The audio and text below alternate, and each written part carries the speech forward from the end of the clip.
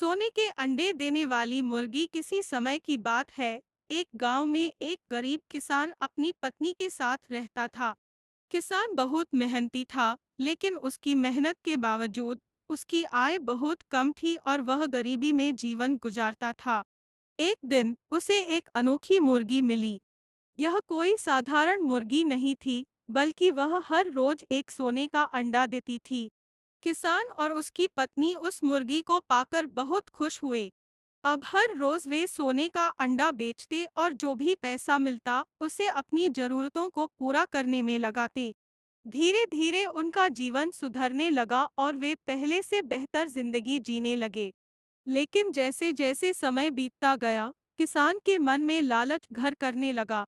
वह सोचने लगा कि अगर मुर्गी के पेट में इतने सारे सोने के अंडे हैं, तो क्यों न उन्हें एक साथ निकाल लिया जाए। इस तरह वह जल्दी अमीर बन जाएगा और उसे रोज रोज अंडा मिलने का इंतजार नहीं करना पड़ेगा। अपने लालच में आकर किसान ने एक दिन मुर्गी को मारने का फैसला किया। उसकी पत्नी ने उसे समझाने की बहुत कोशिश की, लेकिन किसान ने उसकी बात नहीं मानी और मुर्गी को मार दिया। लेकिन जब उसने मुर्गी का पेट चीरकर देखा, तो उसमें कुछ भी नहीं मिला। न तो सोने के अंडे थे और न ही वह अनमोल मुर्गी अब बची थी।